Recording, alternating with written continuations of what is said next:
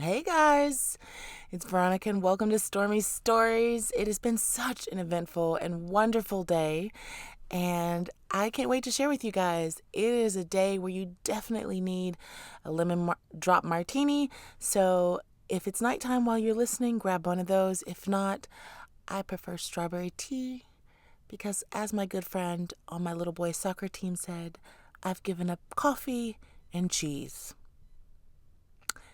So anyway, let's get on to the show. I spoke today in front of the panel of commissioners for Family and Children Services for Los Angeles County on behalf of women, focusing specifically on post-separational abuse and the procedures that happen when a family is a part of a dissolution proceeding or a custody hearing in family court. It was such an amazing experience. I really just want to say thank you to Roman James for having the courage, one, not only to be a permanent fixture on that panel as a commissioner, but for reaching out to me, specifically listening to my story, and then inviting me to speak there today. The Genesis Foundation, which is based in South Central Los Angeles, was also an honored guest today and speaker, and the I'm talking wealth of information that they came with, the statistics, the stories, their initiatives, all of the things they have been working on literally for 40 plus years in our community, I had no idea about. So it was so informative, it was passionate, and it was honest. And that might be one of the big things missing in family court, honesty. So I kind of want to have this disclaimer.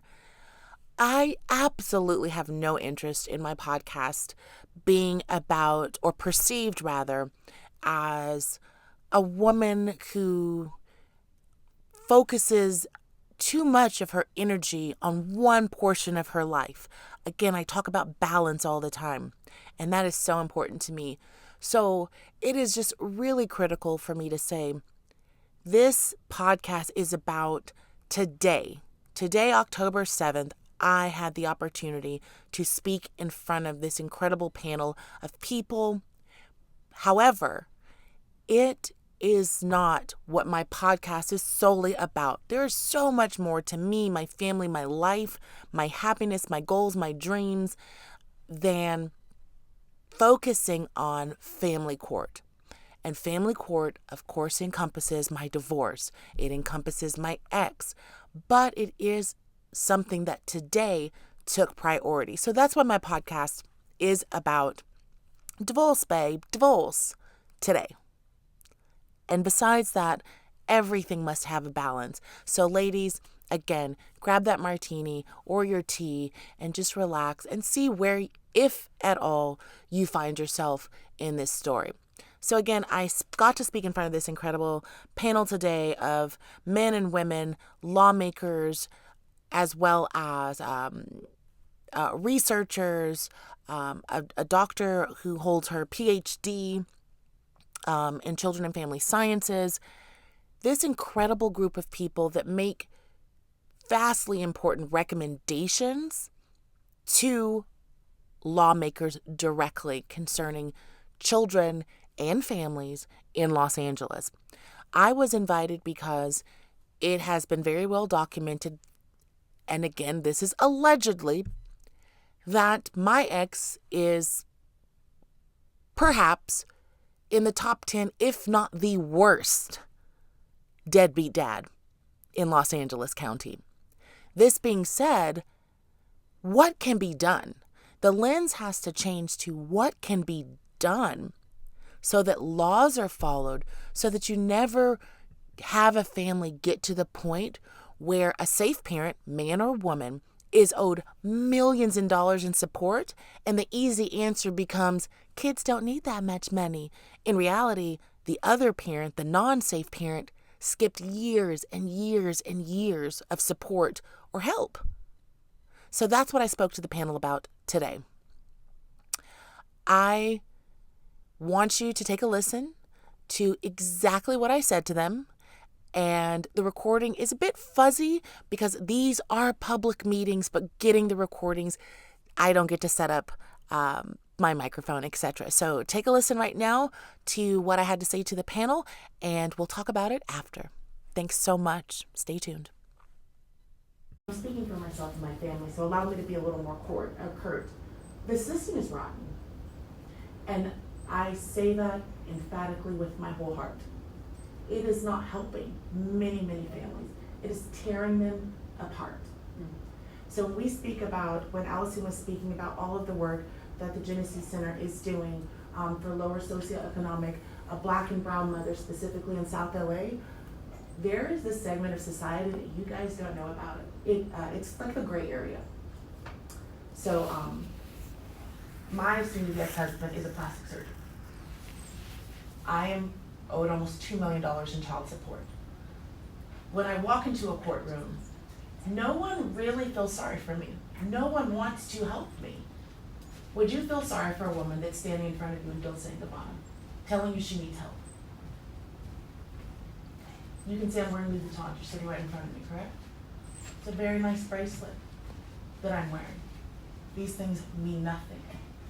In fact, almost everything I've owned, that 15 years of marriage, children, sold, pawned. The real, that's how Christmas happened last year. Because I have to do everything it takes while an apathetic court, not one judge, maybe, was overburdened. Maybe one judge was, on the way out the door, so they didn't really want to get their hands dirty. 14 plus judicial officers on their watch. They just all seem to go, well, we'll be back in 3 months. We're going to revisit this. You cannot tell me 14 to 15 judicial officers are not familiar with the section in family code that say discovery is a must.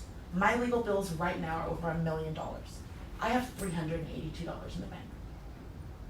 I have a court order for $500,000 to be paid to my current attorney, who has told my judge last week, this is my last day in court, I'm not coming back.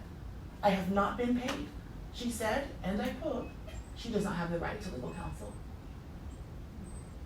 She does not have the right to legal counsel. My soon-to-be ex-husband is on vacation right now in Accra, West Africa. When he comes home, he's gonna go home to his multi-million-dollar home in Bel Air. He has not one but 2 Rolls Royces.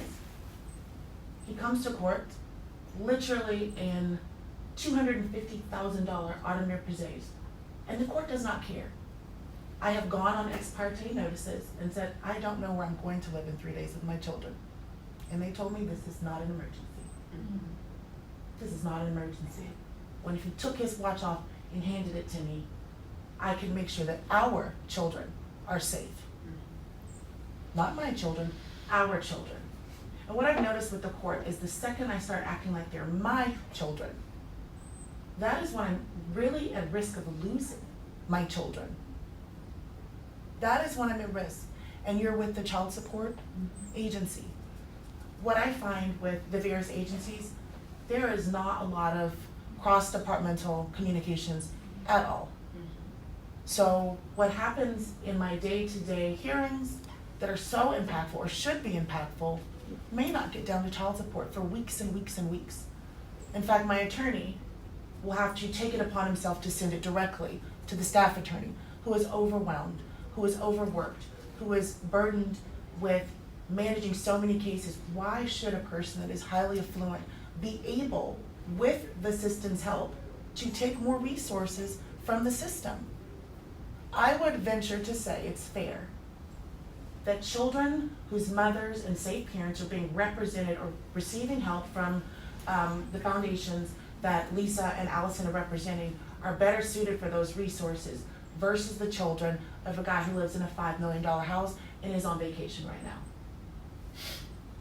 I would think those resources should go to mothers and children that do not have any other options.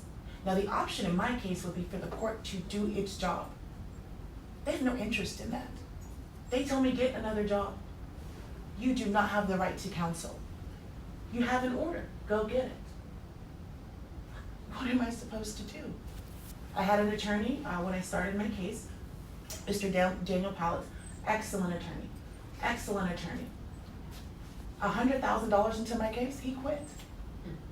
The only reason I got him to stay that long is because I know Kevin Durant, and I got him a signed jersey. So he stayed a little bit longer. But why are mothers trading favors to have nothing more than protection in court? You cannot send me to the self-help on the 4th floor. My case file is tens of thousands of pages long. Non-proton this, 2030 that. And do you know who feels sorry for you when you call up Family and Children Services for CalWorks? And they go, okay, we need some very brief information from you during your interview, Ms. Claiborne. Do you have a child support case? Yes, I do. Have you been on benefits before? No, I'm not. They take my information, and then they go, and what is the order amount for your child support order? And the second I say $31,000 a month, do you know what my children qualify for? Just off of the thought of that. Nothing. Nothing. And so their father even being allowed to continue to litigate me into the ground, drive away any person willing to go unpaid against Knox, Hatch, all of the established precedent for the great state of California. Nothing happens to him.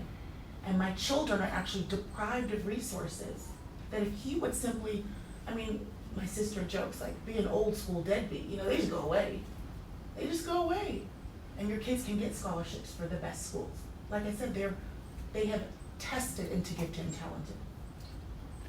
They could get scholarships so that they can actually do sports after school instead of me literally befriending and asking every person I know, does that program have a program? And they don't want to give the programs to my kid. So I can't get the scholarship. You got $4,300 for 1 month of soccer because your kid is ranked top 10 in the state for his age group? I don't. Another parent stepped up and paid it because he said it would be a sin if we watched this kid not even get to try and reach his potential. So that's what happens when we're talking about all these processes. Children get left behind. They are never going to get back the first grade. They are never going to get back being gifted piano players. And after 2 years, and my son has perfect pitch, my oldest son, Nick, perfect pitch. He's never going to get back years of being able to love that instrument, play that instrument, while being a gifted student, while saying, what can I do as a little black boy to be even better? I can also still be a star athlete. That's gone. And when you tell the judges any semblance of this, they are disgusted. They don't want to hear it. If you put race into the conversation, they shut down. They don't read these papers. I go to court constantly, and the first thing out the judge's mouth is, why are we here today? They have no clue. They didn't read. And then by the time you've done your 6 exhaustive hearings, I'm taking off work, I'm running home for school, I'm telling my kids, just wait outside the playground, I text the teacher, keep them safe, I'm on my way. Your judge switches by the time they realize what's going on. And it is very true, Lisa had mentioned this before and I took note of it. When they do start to come to the recognition of what's happening, not just in our own courtrooms, but in the system, it is very difficult, I think, for them to accept that this is not a case number. Your career is not simply a career. You wield a vast amount of power over the lives of women and children, but more importantly, I will be okay. I'm in my 40s. I tried to leave my husband in my early 30s. 10 years of my life gone. I'm never going to get that back. Never going to be young again like that. I'm sorry if I'm getting emotional, but that's okay. But my little boys deserve their childhood. And the court is halfway through that childhood with stacks of papers. And I just got a new judge last week. Kaufman said it would be easier. What does she know? I haven't seen her in 5 years. But in 5 minutes, she made a decision that 6 months of getting a judge to understand what's happening in my life, I'm starting over. So if you want to wake up every single day and start from scratch, then this system is fine. It works. But if you don't want your children's needs to be wholly and totally ignored, little people, no, just go over there on Friday, no, go over there on Tuesday. There's no thought process to any of this. And then you become the conduit from the court and your attorney with child support. And this is all I can do.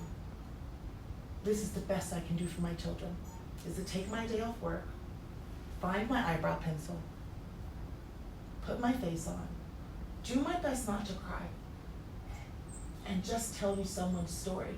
Because if I've suffered like this, what are the mothers being represented by the Genesis Foundation? How are these women living? How are they surviving this?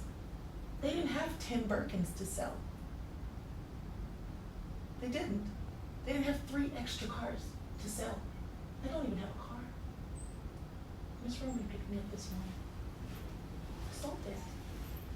So what are those women doing when they don't have Range Rovers? Everyone thinks I should just be fine. I am. My children's futures are being completely altered. And that's the irrevocable harm. And that's why the court has to get it right. So when we're discussing what can be done, what can't be done, how to allocate resources, how do you put a price on a child's life?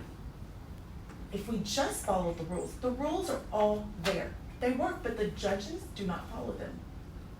So when they're not familiar with discovery, instead of saying I'm wrong, you just come back in 6 months. That's how you get 5 years of no discovery.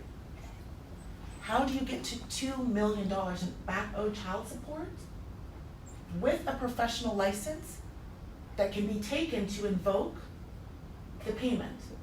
Meaning there's ways to get, the non-custodial parent to pay their support. The judge is the one who ordered child support to stop doing their job 17 times. His license is more important than encouraging compliance, because without the license, how's he gonna work? As if a doctor is living hand to mouth, like a lady who literally does so.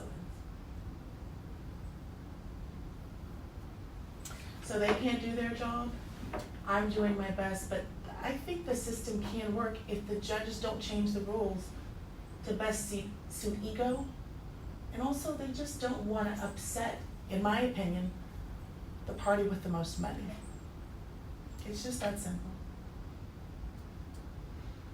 Thank you for sharing your story. It's so important for our committee to hear personal stories, personal impact. It shouldn't be that a woman who has children by a multi-millionaire Beverly Hills plastic surgeon has to put her children on Medi-Cal. So yeah, I got really emotional during just the few moments that I addressed the panel. I think it was no more than 10 minutes. I was given all of the space and the time that I needed to speak about the issues that had been brought up that day, but also about my story. But I didn't feel like much more needed to be said. My children are the focal point in my life. And everything that I do is to advocate for their health, their well-being, their happiness, mentally, emotionally, spiritually, but that also includes financially. Their biological father essentially has abandoned them. It doesn't matter the protocols that are in place by the state. Child support enforcement had a representative there on the panel today. She asked me specifically, which is not on what I just shared, questions about how child support has been shut down specifically by the courts to protect the deadbeat parent. She not only agreed with me, but she understands that her question wasn't as shocking as it came across. She knows that child support enforcement gets shut down a lot, actually, by the court systems that do not want fights on their hands with more affluent parents. I'm not the affluent parent. The deadbeat is. And that is so counterintuitive. It almost seems like you're making it up. So again, I come back to the middle. I'm so thankful for Roman James for having me on that panel today. And we spoke afterwards about having others on the panel to tell their experiences, because this is how law is made. This is how we bring information to our lawmakers so that they understand what their communities and their constituents need. You have to know these panels are happening all around you, no matter where you are. So when we talk about how do I get involved, that was always a question for me. How do I advocate more for my children than just showing up to court for an abusive parent? You can get involved if you reach out to the various commissioners in your state, in your city, in your counties. They are having local public time where you can come in and not only get a wealth of information about foundations offering support for mothers, for housing, for legal support, for abused and battered women, for shelters, for post-separation abuse, and even as the children grow, various resources to help children with various needs, whether they're special needs or whether they're gifted and talented. These panels shape those laws, and many, many foundations around you are providing resources that you may have never heard of. So I implore you to take a moment. It may take a while to get on Google, to find your local family and children commissioners, to find the panels that are happening around you every single day in public. You can walk in, you can sit down, you can ask to join the agendas. Or you can be, like me, fortunate enough to be approached by someone to join a panel. And to me, it opened up all of these resources. There are 6 and 7 and 8 panels happening daily for so many issues, whether you're disabled, whether you're going through a divorce, if you're a woman looking for resources to purchase your first home and you need help with credit counseling. I couldn't even believe it. These panels are happening all around you with a wealth of information that is free, it is public, and more importantly, you can contribute to these panels to shape the laws around you. So do I think you should get out and vote? Absolutely. But there's more than that you can do in your community. You can find the panels and the community discussions happening at your town halls, in your courthouses, and with your lawmakers, and you can get involved. It takes an hour. It might take 2 hours. Listen, join in, go when you can, help be a part of your community. I love that quote from Gandhi that says, "We must be the change we wish to see." And today, I really, as cliche as it sounds, I felt like I got to be a tiny drop in a bucket that maybe, just maybe, the bucket finally gets full and it tips over and there's a change. There's a change for the mothers out there doing it by themselves, whose exes purposely litigate them into the ground, whose the non-safe parent is not active in the child's life, and you're doing it all by yourself.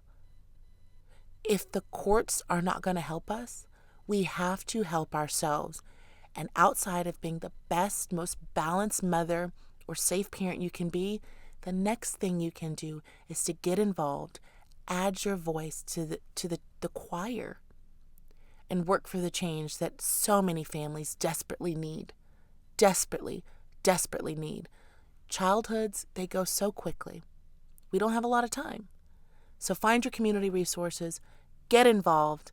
Thank you so much for listening. I hope you enjoyed your tea or your martini. I can't wait to talk to you again, and I promise you it'll be more lighthearted, because hard conversations must be had. Sometimes we have to cry because you can't wash clothes unless they get wet.